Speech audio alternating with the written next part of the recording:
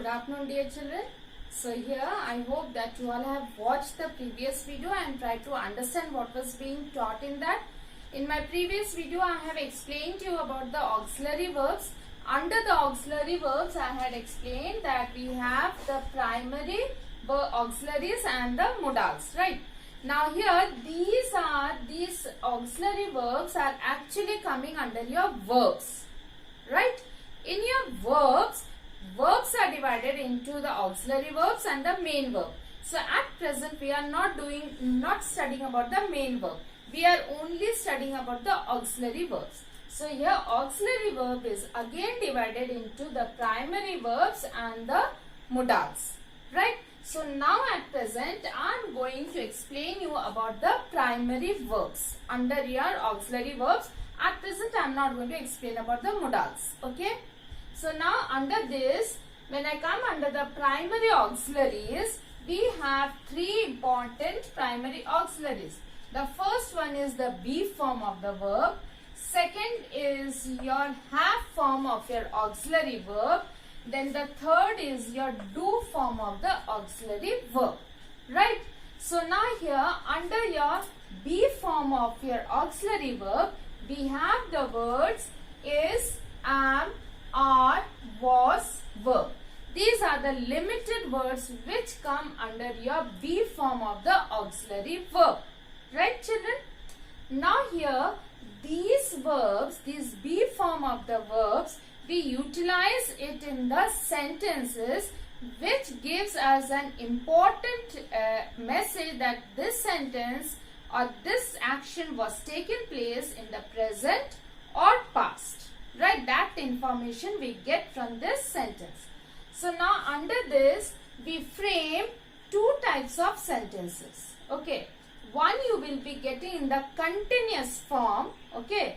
I'll be explaining that with examples, and the other you will be getting in the passive form. So children, understand that under the be form of the verb we have the words is, am, are, was, were, right? Under this we come to identify that whether the tense that is what we come to know from these sentences, whether it is in your present tense or in your past tense, right? These two tenses we can identify by these be form of the verb. Now under that we can frame again two types of sentences. One you will get in the continuous form, the other you will get in the passive form. Now what is this continuous form? So I will be explaining you with the help of the sentences that what is this continuous form. Like here, she is walking to school, right? So under this now you identify this is your auxiliary verb. So that means when I write is, that means the tense it is at present. It is your present tense. Now since it is ing form of the main verb, okay, the ing form of the main verb is your walk. So in this ing form of the main verb, so that means this sentence is in your present continuous tense, right? So this is your present continuous tense, right? How you understood that this is your present tense? Because the word is written over here. Now let me frame it in the past continuous tense, okay? She was walking to school, okay? So when I use was, by this you can understand this is in your past tense, right? This was in your past tense, and since I have written it in the ing form of your main verb, so that means this sentence is in the past continuous form, okay? So past continuous tense, right?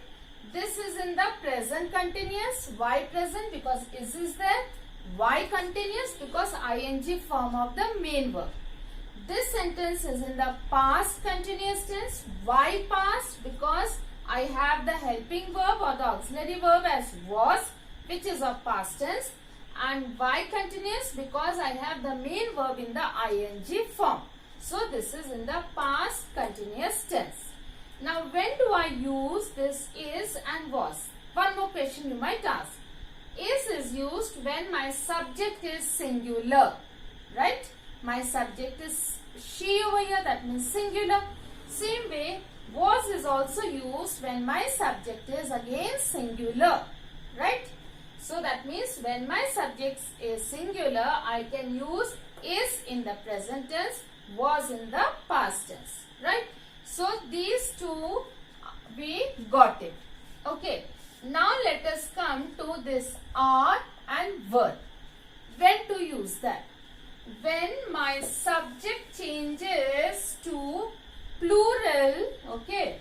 So if I write they, okay, my subject changed to plural and suppose it is in the present tense, I will be using are. Okay. So they are walking to school. Right?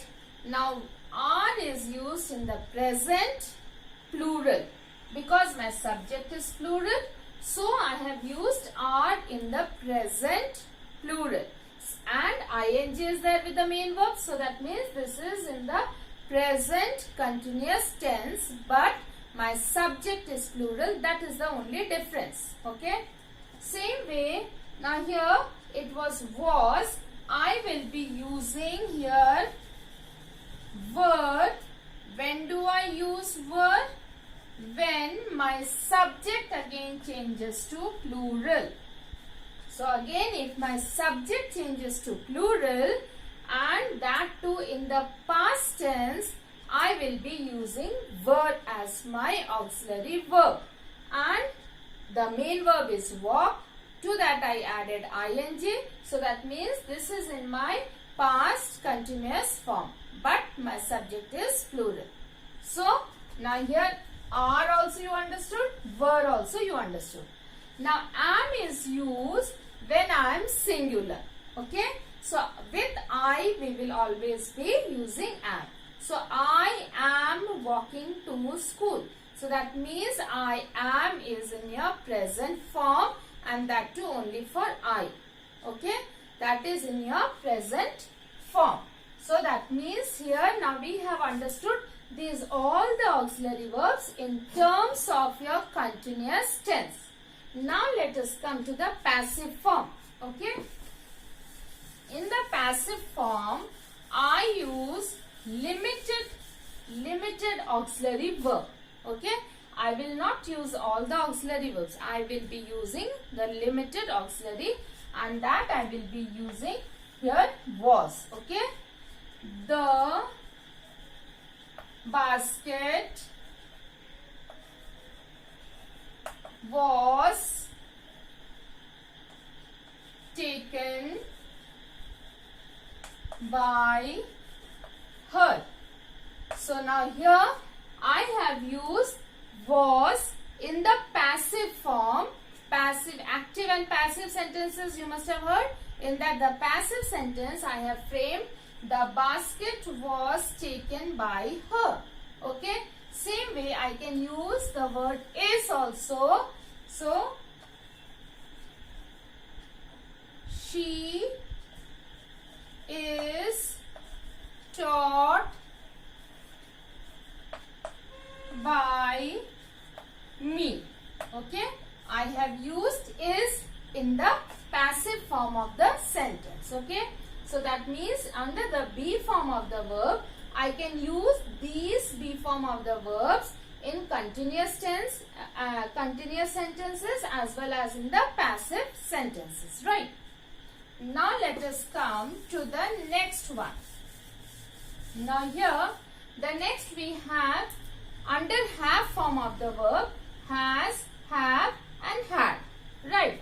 Now here they are used to make the perfect sentences. Now perfect means I am going to give you examples. Okay. Now has and have are used for your present tense. Okay. So these two words are used for your present tense. Now has is used for your singular present tense. We will be framing in the present perfect tense rather, and have is used for your plural perfect tense. Now how to frame that sentence? Okay. She has gone to school. Right? In this I have has because it is singular subject and it shows that it is in the present tense, and gone is your main verb. Okay, that is the past participle which you have to learn these all words. Okay, this has got actually no technique or no rules to frame these words, but you have to learn it, right? So now here this gone is your past participle. Has shows that this sentence is taking place in the present tense, right? Now this is the combination of your has and your past participle shows that this sentence is your present perfect, right? Present perfect. Okay. Now since my subject is singular, I have used singular verb, that is has. Now when I have subjects plural, I will be using the plural verb. Now how do I change? If my subject is plural they, okay, so then I have to use they have gone to school. So your have shows again your present perfect, because along with that I have used a main verb which is in the past participle form. Okay, so that means the combination of your have and gone shows that this is my present perfect tense, right children? So the previous sentence I had shown the present perfect tense in a singular form. Now this one, the present perfect tense in the plural form. So that is have is plural, has is your singular, right? Now I have completed with has and have. Now let me come to had. Okay. Now here had is used only for your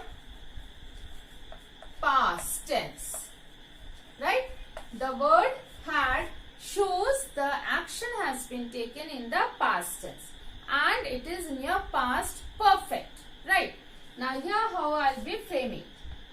She had gone to school. Okay. Now here had shows me that the action has taken place in the past. Your gone is again your past participle. Okay. Now she is your singular subject, right? Now when I have a plural subject, still I will be using had. Okay. Now here like they had gone to school, right? Now here they is my plural subject. Had shows that this is in your past tense, right? And it is also your perfect. Gone is your the past participle. So this is my past perfect tense. She had gone to school, that is also your past perfect tense. They had gone to school, that is also your past perfect tense. Whether it is your singular or your plural, I will be using the same had for that along with the past participle form of the main verb, right? So now here this is over. Now let us come to the last one. Now here the last one we have the do form of the verb. Under the do form of the verb we have the words do, does and did. So where do we utilize these words? Okay. Now first thing that with do I frame it in the negative sentences. Okay. I do not want chocolate. Okay. So here I do not want chocolate. Right. Again, she does not want chocolate. So again in negative sentence I have framed. Okay. Now here she did not go to school. Now here you see in these three sentences, I do not want chocolate. I do not want means that is in the present form you are speaking this. She does not want means that again in your present form you are speaking it. Now here she did not go to school. Now did means your past form. Remember the word did means your past form of your auxiliary verb. Okay. She did not go to school. Right. So that means we are framing in the negative sentences. We have used not and framed in the negative sentences. Now let us come to the second form, how we will be using these words. We can use these words to frame questions. Right. So, do you want a pen? Okay, I frame a question. Does she require a pencil? Again a question. Okay, now did she have lunch? So that means I can use these words do, does, did to frame questions also. Okay. Then the last one, to have emphasis on. Now when I say emphasis, that means to lay more importance to that what you are speaking. So like she did go to school. So when I use this, she did go to school. So that means I am laying stress on the word that yes, she has gone to school. Okay. So I want to give more emphasis to it. Right. So she did go to school. So when we are laying more emphasis to it, so that time we use this word did also. Okay. So that means with do, does and did, we frame negative sentences, we can frame questions and we can also frame emphasis sentences. Right children? So I hope you have understood till here. Now the verbs are again classified into three forms. Okay. They are first your regular and irregular verbs. Okay. Then you have your transitive and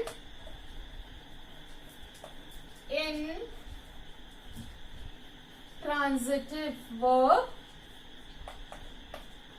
Then the third one we have the finite and